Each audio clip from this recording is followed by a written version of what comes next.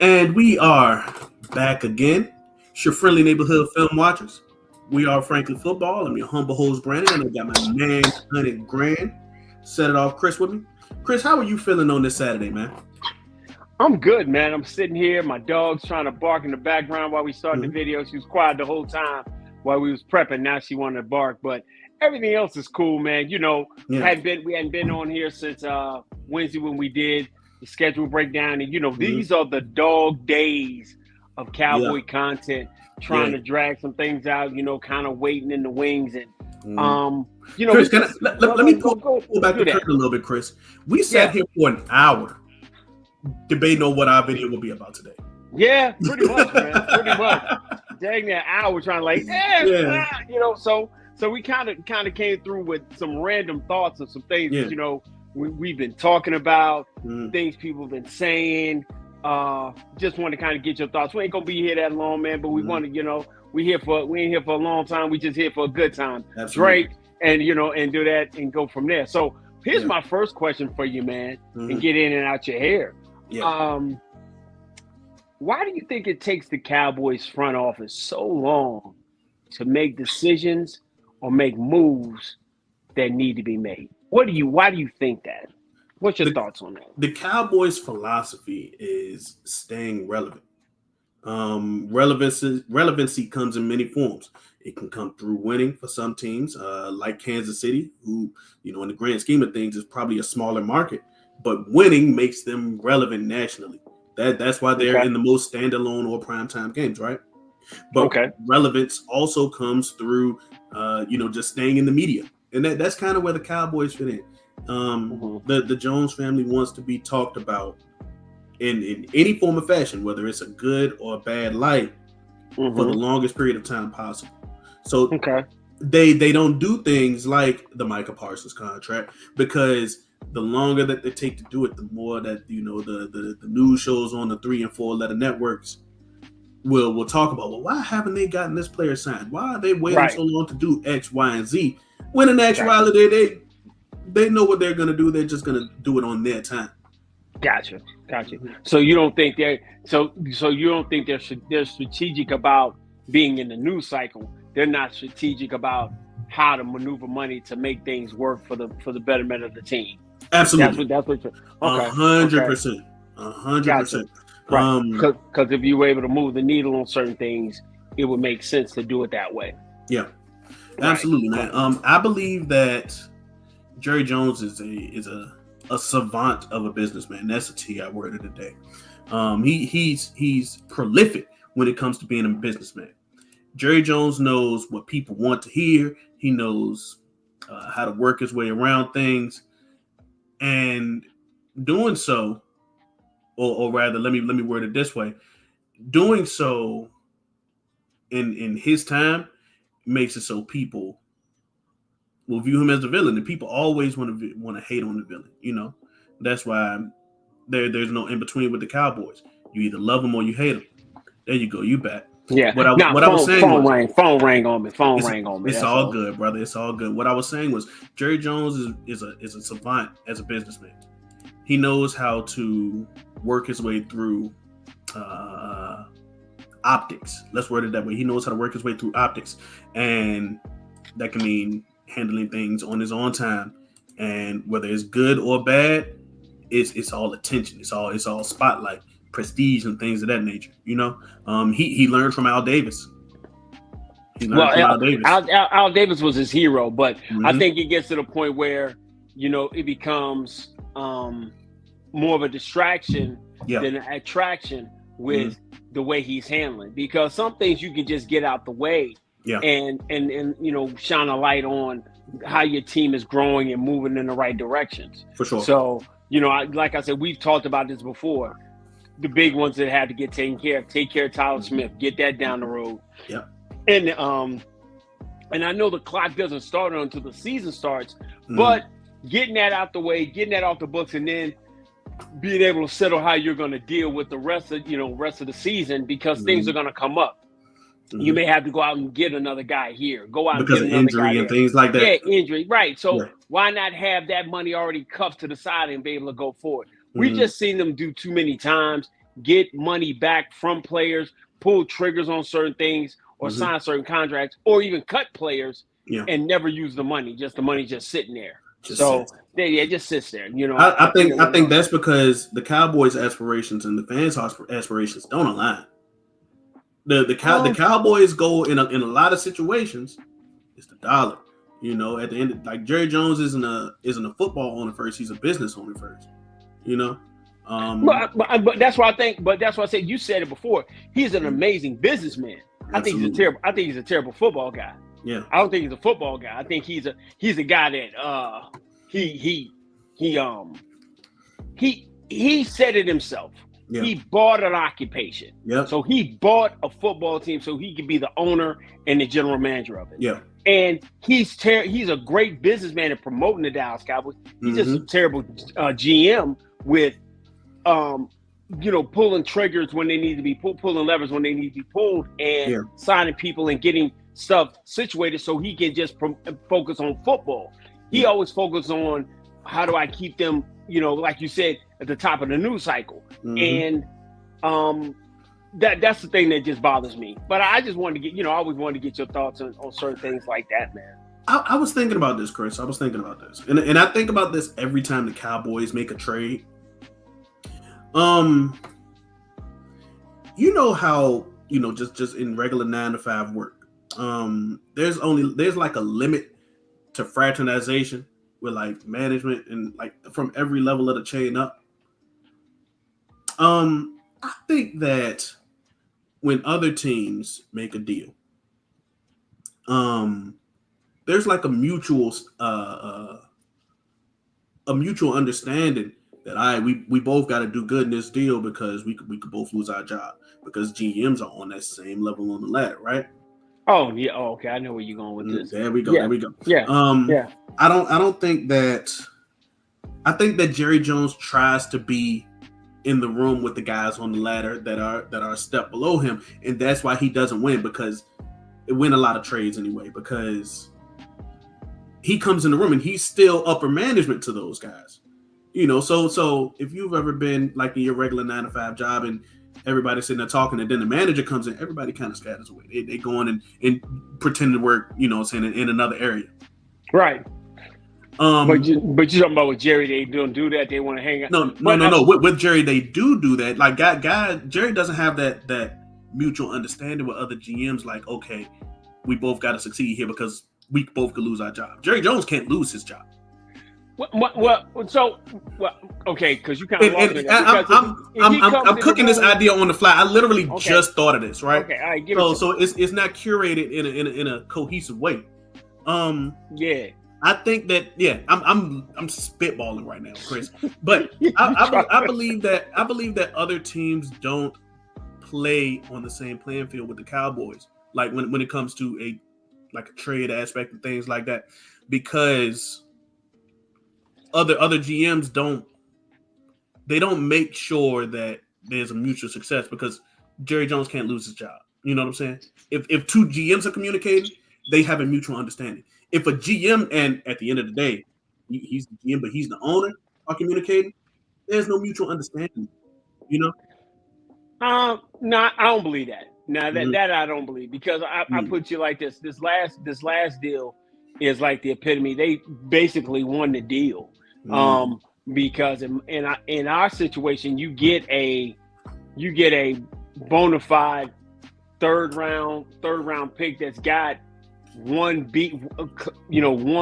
wide receiver one capabilities and productions. He's got a record of a guy having with in his time frame the number of yards and touchdowns on the number of targets he's had. He's one of the top guys in NFL history in doing that. George Pickens is. So I'm like, I think in this deal, which makes it so funny that his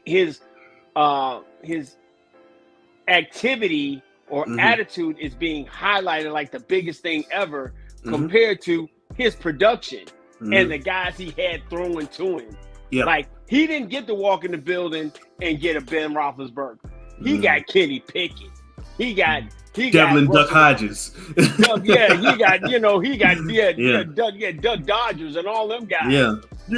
He got Russell Wilson. He got, now he did get, Justin Schuyler Fields. Now I give you that. That was probably the most bona fide quarterback Not for real. played with. Facts.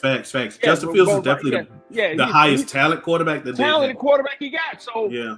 It's all about he's a crash out, but he's a YN. He wears shiesties, all that other stuff. Yeah. Let's look at the production. Now I'm actually glad that you kind of moved over to wide receiver a little bit because I think that's a great segue. I feel a lot better about Jalen Tolbert and Jonathan Mingo when they're competing for the wide receiver 3 spot than when they were competing for the wide receiver 2 spot. And I feel this way about a few positions on the team, but that wide receiver room in particular, I feel so much more comfortable when a guy who has, and we talked about Jalen Tolbert's ceiling before we went live, right? In the back, I feel a lot better with a guy whose ceiling is like 850 yards as my third option. I mean, I don't understand. Like I said, for me personally, the blatant utter disrespect that. All right, so boom, Chris is having more issues. So Chris feels like guys who are in that still developmental phases, they need to have time. But I feel like at a certain point, you know who guys are, right? We kind of know what Jalen Tolbert is. We knew what Trey Lance was before we let him go. So at a certain point, and don't worry, Chris, I'm a professional. I can adjust, right? I heard you, but I want to get this off. See, this is the point that you constantly give. I didn't expect any. I don't want to expect anything. But when we were sitting here talking about Amari Cooper, CeeDee Lamb, and Michael Gallup, we was like, this is the greatest thing since sliced bread. We got these top 3 guys.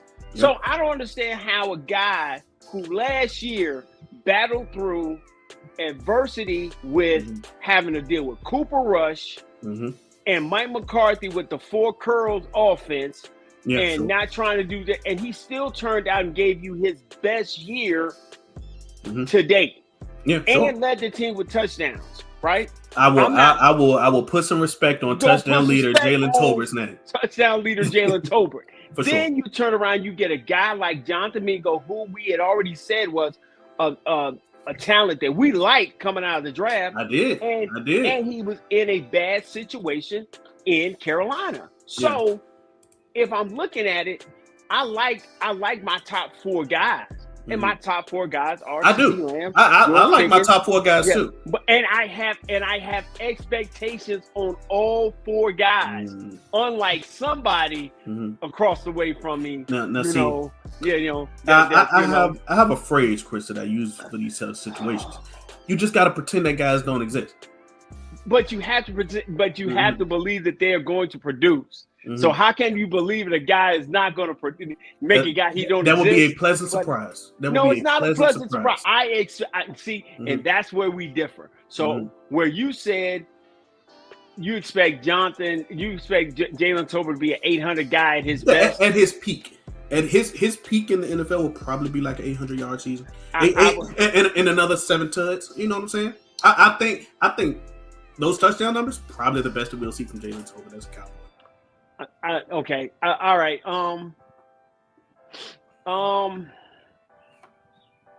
If he ends up with 7, if he ends up with 7 touchdowns like that, that's going to be to the point where I'm talking about his absolute peak is where he'll be as a Cowboy, 800 yards.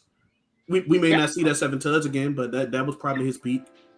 I mean, if he gets to that point, man, 7 touchdowns, something's going very, very, very, very, very, very, very wrong if we have to be looking for him. But if he gets 7, that's gonna be a nice addition because I still think you come back next year. I'm not saying that he'll get that in 2024. By the way, I'm saying that's his peak.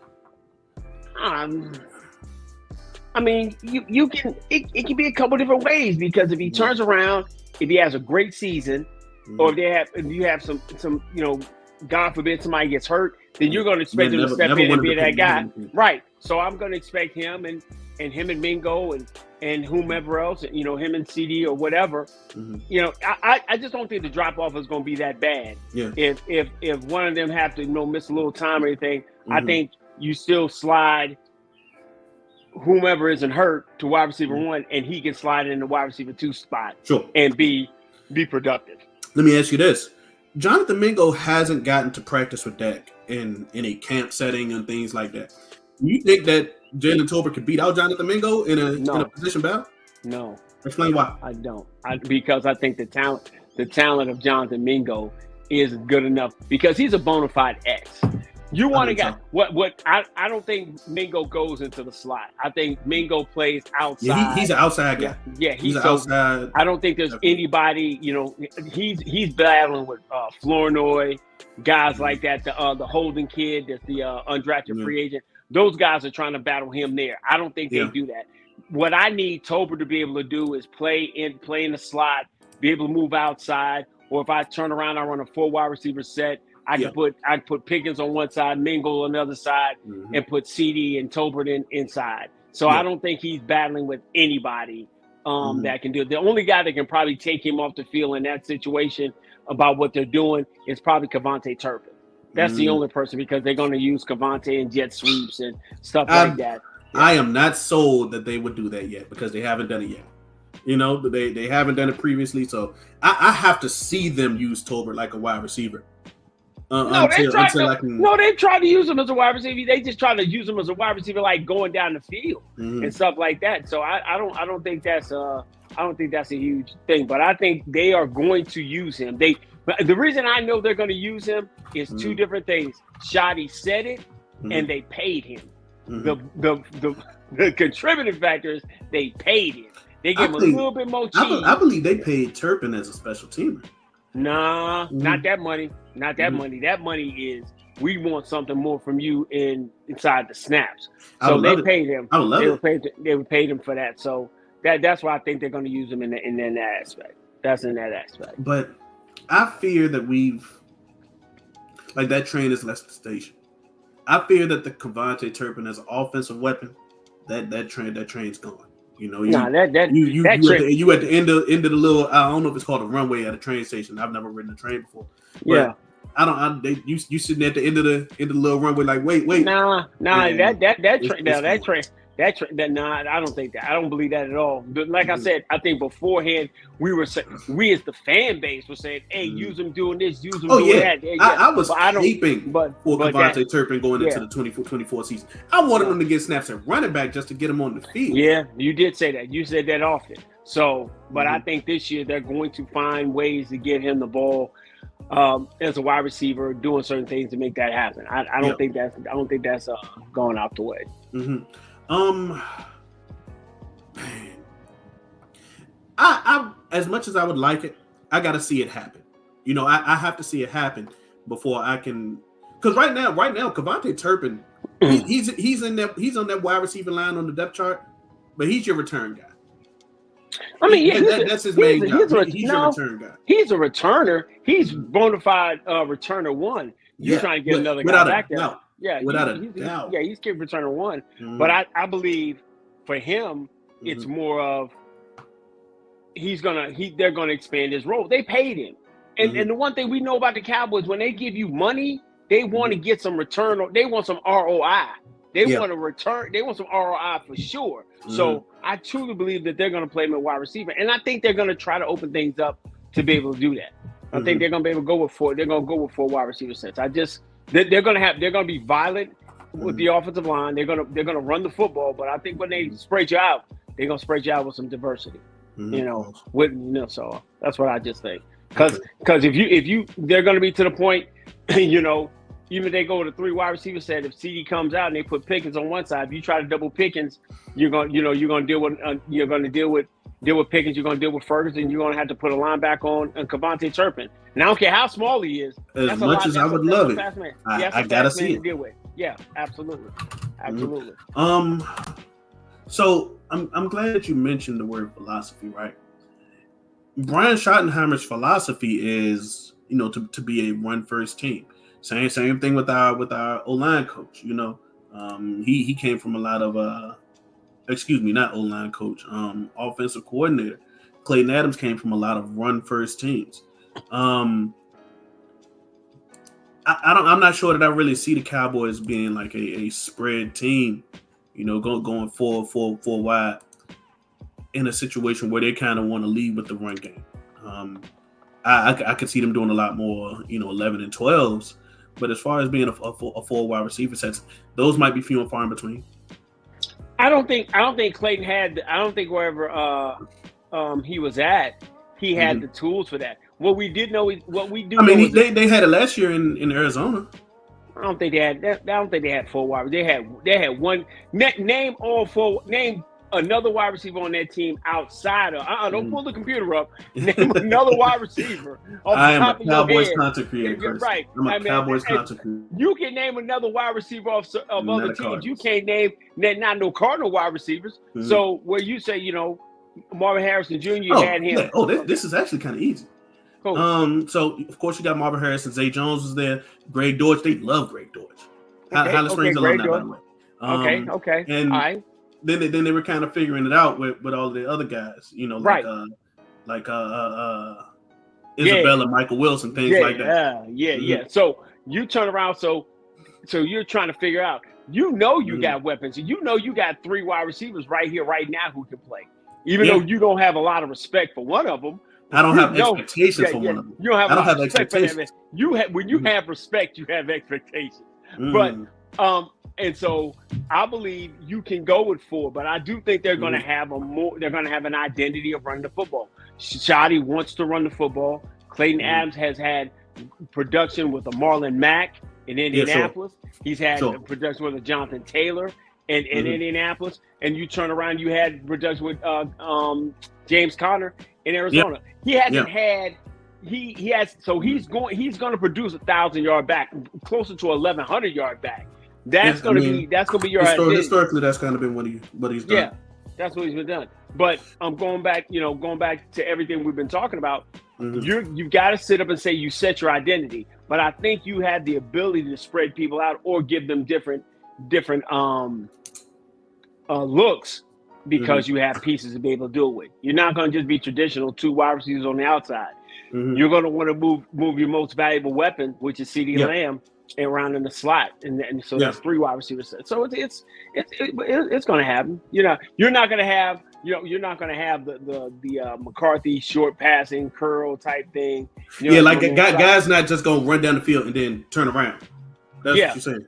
Yeah. Solomon is saying it in the chat back and forth with us. Yeah, we're not going to have the four curls. Hey, we're not going to have that kind of offense. We're going to do some more slants. We're probably going to have some more overs. We're going to have things like that, and you're going to have guys be put into the point where you give Rain what I call easy buttons. That's always the biggest thing for me as for a quarterback. Give him some easy buttons. Yeah, hey, I'm going to do this. That frustrates me because another one of the Cowboys' philosophies, right? They want to get their money's worth out of a guy. And in Dak Prescott's case, they haven't really given him all of the help that I feel like he needs or deserves. I mean, what they've done, I think last year was really a microcosm of I'm going to pay this guy, but I don't want to pay any of these other guys. I don't want to pay none of these guys to sit at home. Yep. The Cowboys have a propensity and have been known that if a guy's on a contract, he going to stay here and run this contract out. And I think what they did last year after coming off 12-5, they were so pissed about the way they lost. Yeah. They really wanted to cut his cue card off as soon as he left out the building. But they were like, nah, we ain't gonna do it. But they needed to so they can get a fresh start and go in this direction and give guys the opportunity to do it. But I think what they've been able to do with the nucleus, and especially with this coaching staff, we were looking at it earlier. They brought guys from all over the place. A lot of guys from college ranks, some guys who were great at where they were at a certain position, and then get them over here so they can really expand what they do. Because, see, honestly, with Clayton, we really don't know what he will do as an OC. We know he's been great at doing offensive linemen. We also don't know. Go ahead. We also don't know between Brian Schottenheimer's history, you know, as an offensive coordinator, Clayton Adams' history as an offensive coordinator, our running backs coach, I forget his name, man, who's our Derek Foster. There we go. Yeah, Derek Foster. His desires in a running back and things like that. I don't think that there's a pinpoint. This is the type of guy that they like when you think about all of these coaches' histories with the style of runners that they've had, because in a lot of ways have been different. You know, Marshawn Lynch is not the same as Jonathan Taylor. Derek Foster's been in college, so you know he's had college guys in and out. You know, they might have a run of 10 running backs. They're gonna have a room. They're gonna have a steady room. They definitely gonna be able to do that. So I don't think that we can pinpoint the style of runner that this collective of coaches wants just yet. Well, I don't think about the collect. No, I think we can say. I think we can say what we want. But it depends on what that guy does well. You know, Marlon Mack. You know, and I don't even think people even remember Marlon Mack, but he was kind of more of a one step slasher. He's kind of shifty guy. Not a receiving guy at all. Nah. You know, wasn't that. Yeah, but Jonathan Taylor could pretty much do it all. Shifty in the hole. You know, you got James Conner's more of a track runner, track runner, not a track speed, but a guy who finds a lane. Okay, we're going to go off tackle. Boom, I'm gonna get off tackle. I'm gonna stay on that, and I'm finding a body to hit, or I'm gonna try to go hit my head on the goalpost. So I don't think they have gotten. He can do whatever that guy can do well. He's going to be able to do it. So I just think with the guys he has in this room right now, and God willing, they add another guy to it. He can make that guy, whatever that guy's good at, he can highlight his attributes. How about that? Do you think it's a benefit that the three coaches that I mentioned come from a diverse history of runners? Absolutely, you need that, because you got to be able to say, hey, have I ever seen it before? Or what? And if I know what that guy's done, then I have a way I can get him to this point. Or if this guy can show me he can do that, I can do that. And I just think you got guys in the room with, like you said, fighting for their football lives. This is their last opportunity to get it done. And if you bring in, even if you bring in a Nick Chubb, which I hope they do, you got a guy that's just trying to get, his last bit of football out of him to the point that he's, 10, 12 games good, and then we can just get to the finish line. I truly believe within your first or two picks next year, you're definitely going to take the best running back on the board. I don't believe it's going to be, let's get an offensive lineman. Let's get that, because I think the offensive line is going to take a huge step. All five guys are going to take a huge step this year, and then you're going to be looking for that one running back that you can put behind those guys, and boom, he takes off. I would hope so. I would hope that the Cowboys, kind of wise up and take that runner relatively early. But we talking about Christmas and we ain't even got to Thanksgiving yet. We ain't even got the Memorial Day. So I'm with you. We ain't got Memorial Day and Labor Day. So we good. But yeah, man. As much as like the media people, the local media people for Dallas say that they're done right now searching for that runner, man, I think that come camp time, they're gonna see that they need some help. Or it could really go one or two ways, right? And I'm just thinking about the second part. Excuse me.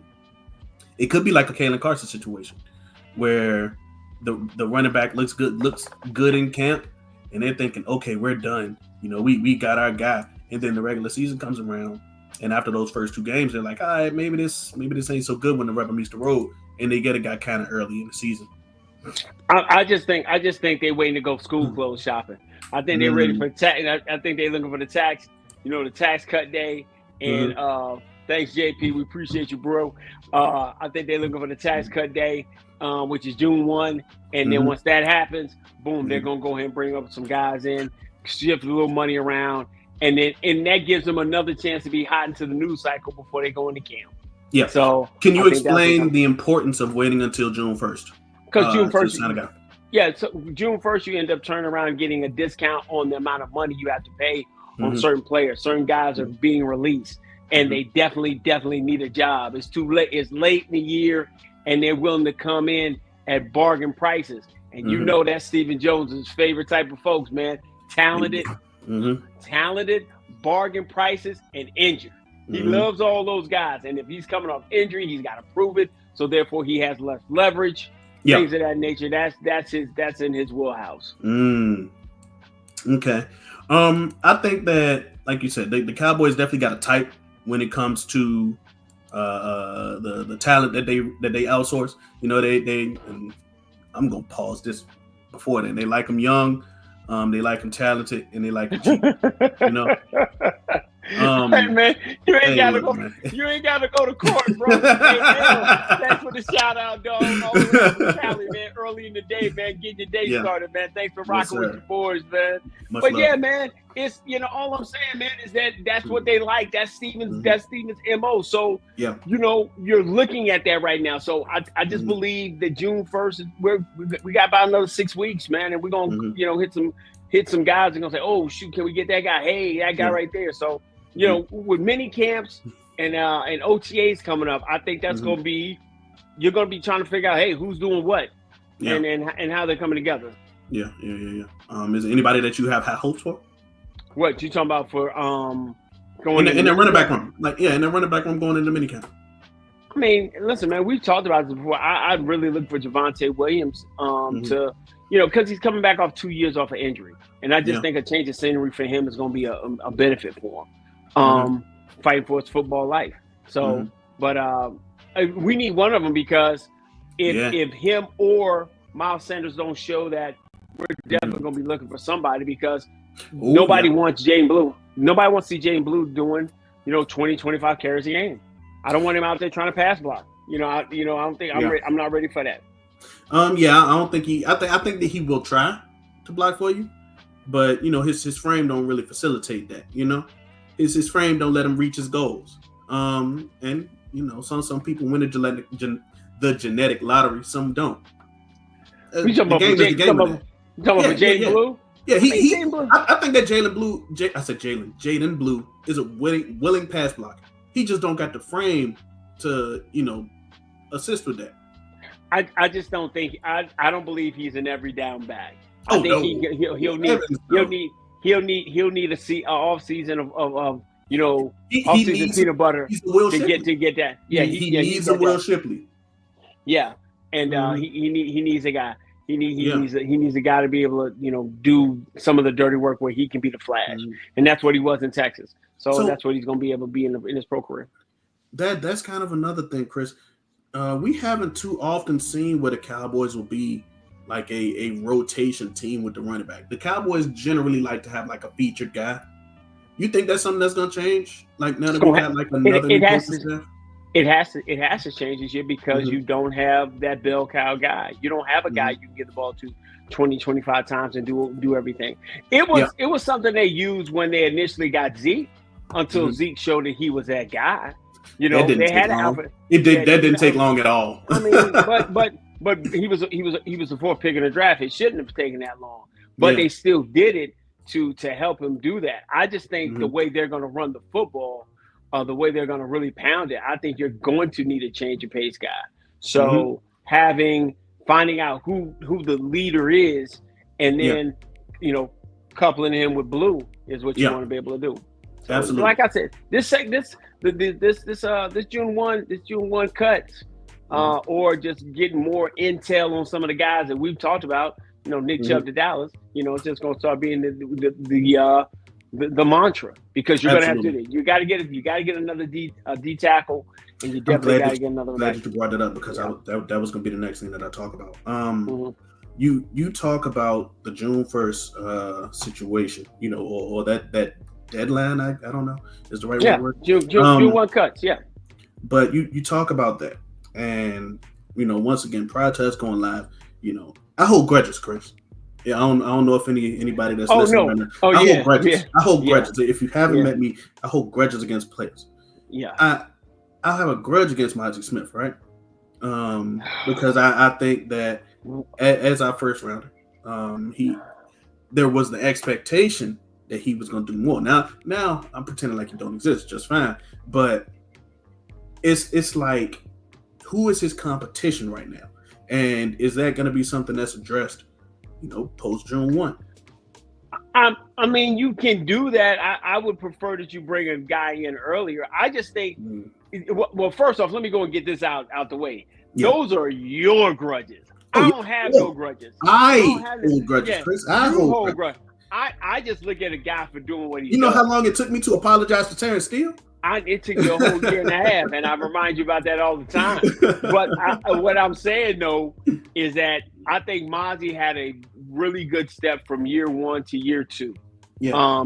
Me and you were talking in the background. He had a better year 1 to year 2 step than Jordan Davis. He had a better year than Jordan Davis last year. Mm-hmm. The thing, and because Mozzie they're had in a very similar situation, by the way. Mozzie Smith and Jordan Davis in a very they in the same circle. Right. But I think, being to the fact this is Mozzie's third year, Mozzie playing the way he did, and then having a different defensive coordinator in Eberflus and what they're going to be able to use him and use him, how they're going to use him, is going to continue to help him be who he is. But the guy they want to really unlock this year is Osa. They want to really unlock Osa and have him be the playmaker he was and take his game to the next level, as well as using the different pieces with a Marshawn Nealon, but getting Micah Parsons free and what he's going to be able to do, getting Izaraku, getting Easy E going. So I think this is a great situation, letting Eberflus dictate and work the one side of the ball that he's great at. Because to me, he wasn't a great head coach, but he. All right, so boom, Chris had to dip out again, right? So yes, the importance of the one tech is to help facilitate other guys' success. Cool, we all know that. I just think that it's different when the guy is your first round pick. That is why that's why I'm so hard on Mozzie. He was our first round pick, and we ain't necessarily seen it yet. And yes, he opened up things later in the year for Osa. I accept that. Cool, great. I just think that once you get into the third year, for a lot of these positions, that internal clock has to be going off, and I hope that it is for Mozzie.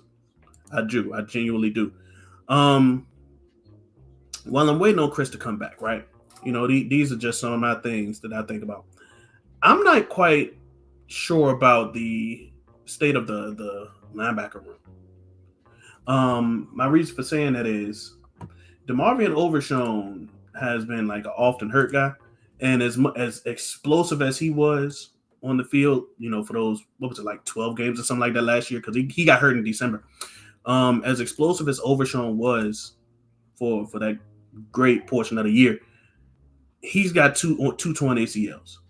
So it's like I can't depend on Overshown, a guy who's going into his third year, and doesn't have that fifth year option. He's not a first round guy. I kind of got to look to see what else the room has, So I think that this is going to be like a Jack Sanborn situation. I can't really depend on Damone Clark because Maris Leofau took his snaps as the year went on.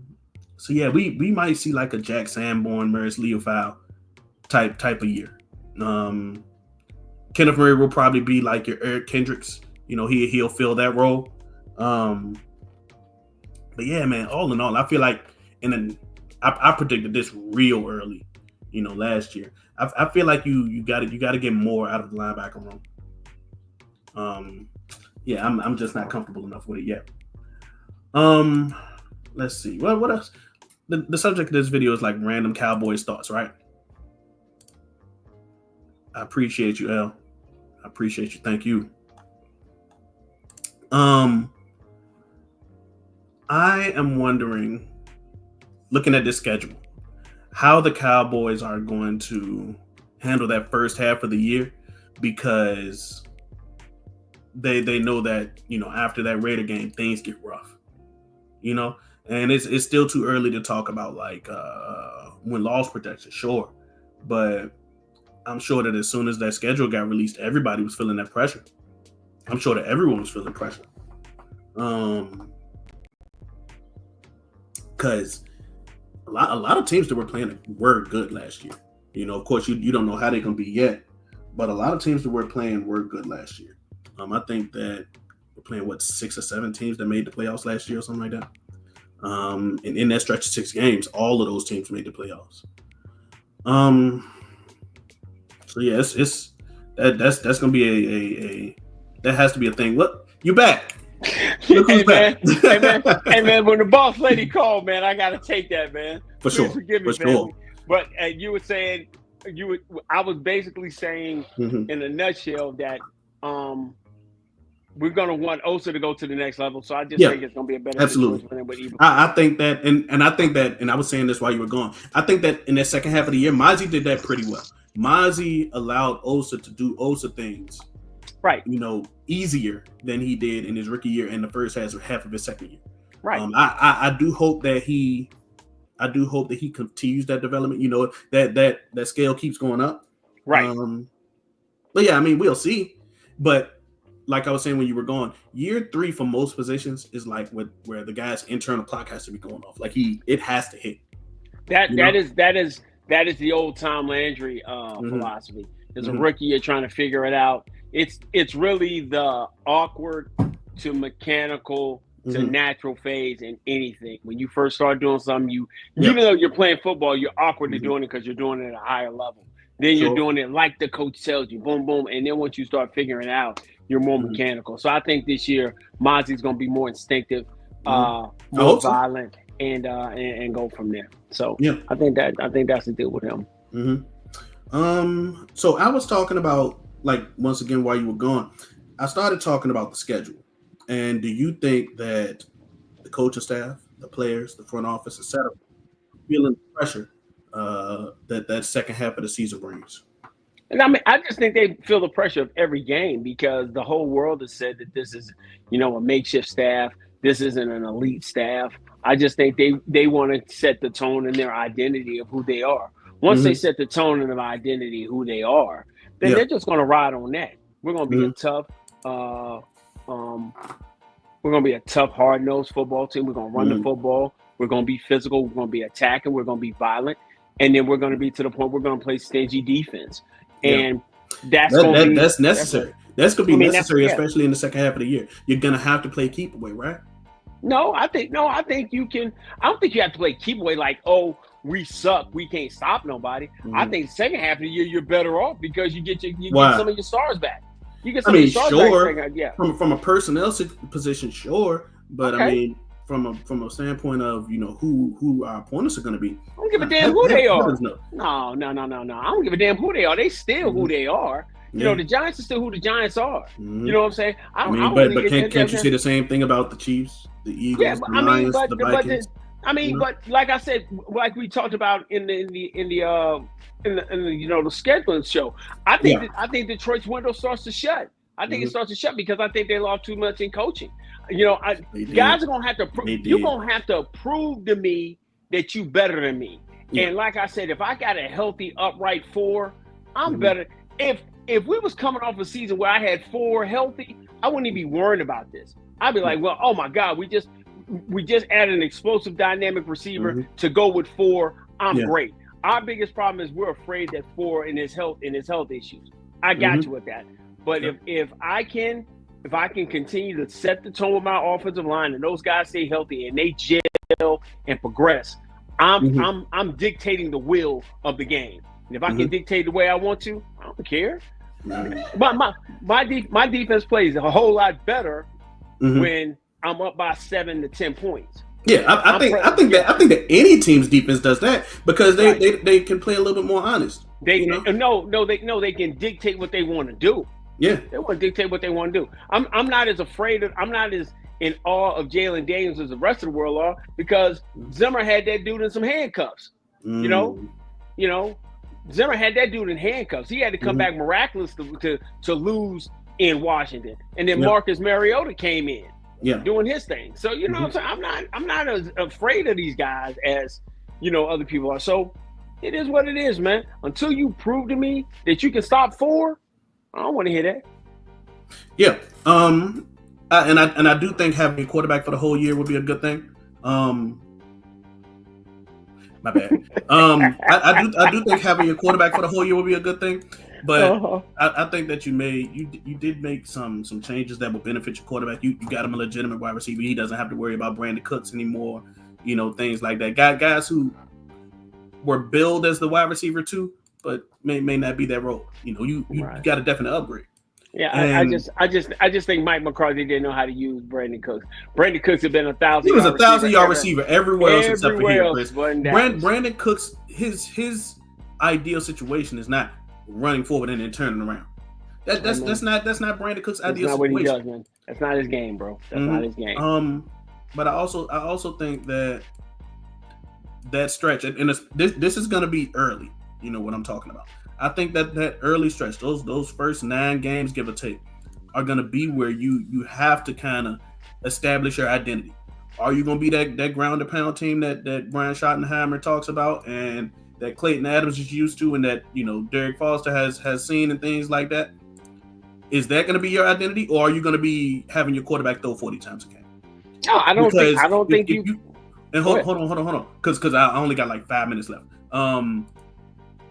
No, I gotta get a haircut, Chris. But if your identity is going to be leaning on your quarterback, or if you don't even know your identity by the time you get to that second half of that season, then you're gonna be in trouble. But see, that's what I'm saying. I don't think because you're short on time. Yeah, I'm telling you, I don't think that's the issue. The issue is not knowing what your identity is. The issue will honestly be. I disagree. Yes, I disagree. You have to know your identity by that point. No, you're missing. No, what I'm saying is you already know what Shotty's already told you, and we've said this before in several videos. Yeah. He told you from day one, we are going to run the football. We are going to be a violent, physical team up front running the football. And football is pretty simple.